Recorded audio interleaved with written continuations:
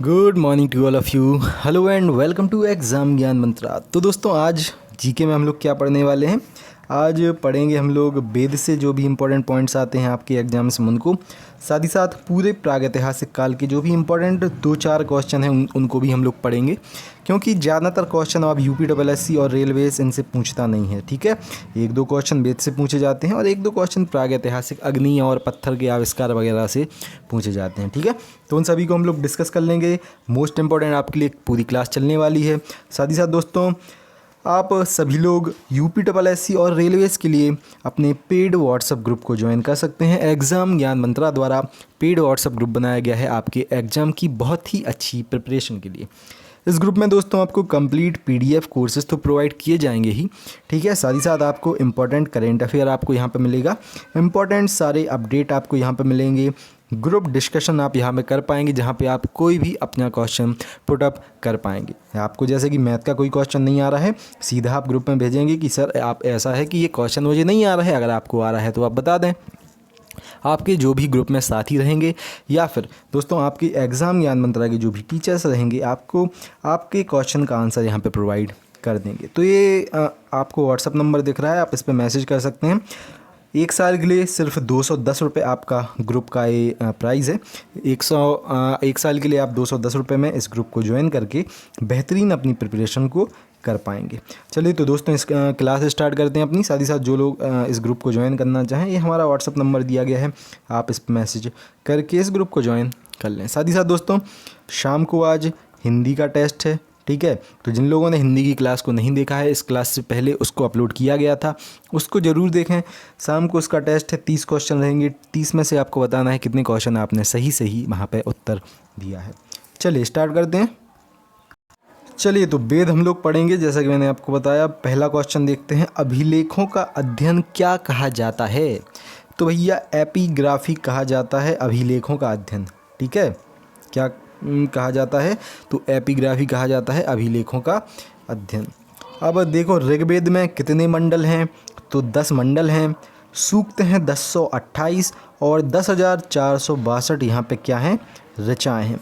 Most important question, अगर question आपका बनता है डायरेक्ट, जितने हम आज क्वेश्चन पढ़ेंगे यहीं से क्वेश्चन बनेगा। अगर वेदों से क्वेश्चन आएगा आप बाहर, आपका ये भी क्वेश्चन नहीं जाने दूंगा मैं। क्लियर। चलिए तो दोस्तों ऋग्वेद में 10 मंडल हैं, 1028 सूक्त हैं और 10,462 इसमें ऋचाएँ हैं। बात करें सूर्य को समर्पित गायत्री मंत्र कौन से मंडल में दिया गया है, तो ऋग्वेद के दोस्तों 3रे मंडल में यहाँ पे गायत्री मंत्र का उल्लेख किया गया है। क्लियर। अगला क्वेश्चन अगर देखें हम लोग, तो ऋग्वेद में सबसे अधिक वर्णन किसका किया गया है भैया, तो इंद्र का किया गया है सबसे अधिक वर्णन। ठीक है, इंद्र और अग्नि में कंफ्यूज मत हो जाना, आंसर क्या है, इंद्र देवता है आंसर। ठीक है, इंद्र के लिए यहाँ पे 250 ऋचाएँ दी गई हैं, जबकि अग्नि के लिए सिर्फ 200 ऋचाएँ यहाँ पे दी गई हैं। तो रट लो बिल्कुल, कंफ्यूज कभी मत होना। अगर आपसे पूछा जाए ऋग्वेद में सबसे अधिक वर्णन किसका किया गया है, तो बताना इंद्र का किया गया है, इंद्र का किया गया है, इंद्र देवता का भैया किया गया है। ठीक है, और इंद्र के लिए कितनी ऋचाएँ हैं यहाँ पे, तो 250 ऋचाएँ हैं। अग्नि के लिए दोस्तों यहाँ पे 200 ऋचाएँ हैं। ठीक है, चलिए फिर से एक और इम्पॉर्टेंट पॉइंट एग्जाम्स में आता है कि प्रथम वेद कौन सा है, सीधा बताना ऋग्वेद है आपका प्रथम वेद। अंतिम वेद कौन सा है, बताना अथर्ववेद। ठीक है, तो आपको पता है ना ऋग्वेद, यजुर्वेद, सामवेद, अथर्ववेद, ये 4 वेद हैं। तो सबसे पहला वेद है ऋग्वेद, उसके बाद सबसे आखिरी वेद है अथर्ववेद। अब आपसे पूछा जाएगा वेदांगों की संख्या कितनी होती है, कितनी है वेदांगों की संख्या, तो भैया 6। ठीक है, वेदांगों की संख्या कितनी है, 6 हैं वेदांग। क्लियर। मैं इसलिए ये बार बार आपको हाईलाइट करके बता रहा हूँ क्योंकि मोस्ट इंपॉर्टेंट क्वेश्चन है, डायरेक्ट एग्जाम में ये आएंगे। अगला क्वेश्चन, पुराणों की संख्या कितनी है दोस्तों, तो पुराणों की संख्या है 18। ठीक है, और एक और इम्पोर्टेंट पॉइंट आपको बताना है, डिस्क्रिप्शन आपको कमेंट बॉक्स में बताना है, महाभारत का युद्ध कितने दिन चला था। ठीक है, महाभारत का युद्ध कितने दिन चला था, ये एग्जाम में पूछा जा रहा है आजकल क्वेश्चन। ठीक है, तो कमेंट बॉक्स में आप लोग बताएंगे महाभारत का युद्ध कितने दिन चला था, उसके बाद मैं तो बताऊँगा ही उसका आंसर। पुराणों की रचना किसने की थी, तो ऋषि लोमहर्ष और उग्रश्रवा ऋषि ने की थी दोस्तों पुराणों की संख्या। ठीक है। पुराणों की रचना कितनी है पुराण?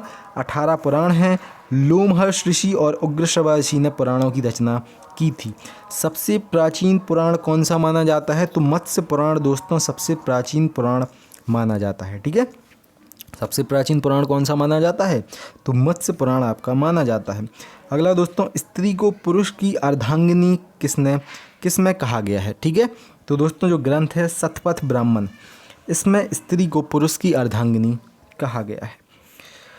अगला पॉइंट, सबसे पुरानी स्मृति कौन सी है? आप बताएंगे मनु स्मृति सबसे पुरानी स्मृति है, जो कि किस काल से संबंधित है? शुंग काल से संबंधित है। नारद स्मृति किस काल से संबंधित है? गुप्त काल से संबंधित है नारद स्मृति। विष्णु पुराण दोस्तों मौर्य वंश से संबंधित है। ठीक है, विष्णु पुराण किससे संबंधित है? विष्णु पुराण है मौर्य वंश से संबंधित। अगला दोस्तों देखें तो वायु पुराण किस वंश से संबंधित है? ये है गुप्त वंश से संबंधित। चलिए उसके बाद देखते हैं तो यजुर्वेद में किसका वर्णन किया गया है? मंत्र बलि आदि का वर्णन किया गया है यजुर्वेद में, और गद्य और पद्य दोनों में है यजुर्वेद। ये गद्य पद्य वाला पॉइंट इंपॉर्टेंट है। ठीक है, कि यजुर्वेद गद्य और पद्य दोनों में दिया गया है। मंत्र बलि का इसमें वर्णन किया गया है। सामवेद को दोस्तों कहा जाता है भारतीय संगीत का जनक। ठीक है, अगर आपसे पूछा जाए भारतीय संगीत का जनक किसे कहा जाता है, सीधा आंसर बताना भैया, सामवेद को कहा जाता है भारतीय संगीत का जनक। उसके बाद देखते हैं अथर्ववेद को। ठीक है, अब कुछ लोग इसे अर्थवेद कहते हैं। भैया अर्थवेद नहीं होता है, क्यों अपनी इंसल्ट कराते हो अपने यहाँ? तो अथर्ववेद होता है। ठीक है, किसी से अर्थवेद मत कह देना। अथर्ववेद दोस्तों होता है तंत्र मंत्र जादू टोना।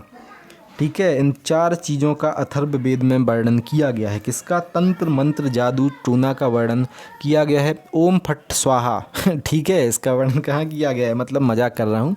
ठीक है, जोक सपाट।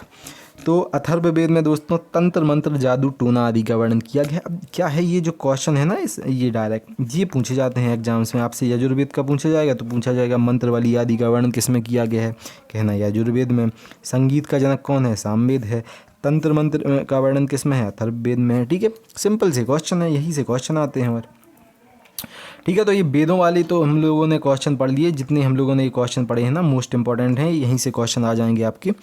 प्रागैतिहासिक काल के 3-4 क्वेश्चन इंपॉर्टेंट रहते हैं। ठीक है, उसको भी हम लोग देख लेते हैं। तो प्रागैतिहासिक काल का पहला इंपॉर्टेंट क्वेश्चन है कि किस काल में पत्थर का प्रयोग औजार बनाने में किया जाता था?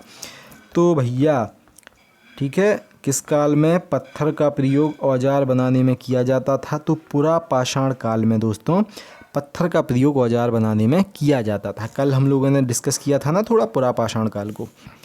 अग्नि का आविष्कार किस काल में हुआ था? तो भैया पुरा पाषाण काल में ही अग्नि का आविष्कार हुआ था। पहिए का आविष्कार कब हुआ था? तो नव पाषाण काल में पहिए का आविष्कार हुआ था। ठीक है, पहिए का आविष्कार कब हुआ था? नव पाषाण काल में। ये व्रत है जो पहिया बनाया गया था। ठीक है, 3 पॉइंट मोस्ट इंपॉर्टेंट यही बार बार आते हैं आपका। पत्थर का औजार आता है, अग्नि का आविष्कार आता है और पहिए का आविष्कार आता है। ठीक है, तो ये 3 काल रट लो, यहीं से क्वेश्चन आपके बन जाएंगे। तो दोस्तों कल से हम लोग पढ़ेंगे प्रमुख विदेशी यात्री। ठीक है, कौन कौन से विदेशी यात्री थे, किस राजा के समय आए थे, एग्जाम्स में वो भी आते हैं।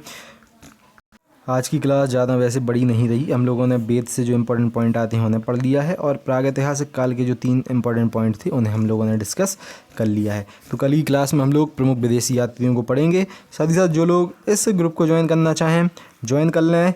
94 510 70 839 ये नंबर दिया गया है, इस पर आप मैसेज करें। 210 रुपये 1 साल के लिए इसका टोटल कॉस्ट आपके लिए रहने वाली है, और इसमें कंप्लीट PDF कोर्सेज तो आपको प्रोवाइड किए जाएंगे ही, साथ ही साथ करंट अफेयर, इंपॉर्टेंट अपडेट और ग्रुप डिस्कशन भी प्रोवाइड आपको किया जाएगा। ठीक है, किसी भी क्वेश्चन का आप यहाँ पे अपना आंसर ले सकते हैं। चलिए तो मिलते हैं दोस्तों अगली वीडियो में, कल की क्लास नंबर 4 में। जय हिंद, जय भारत, भारत माता की जय। Have a great day.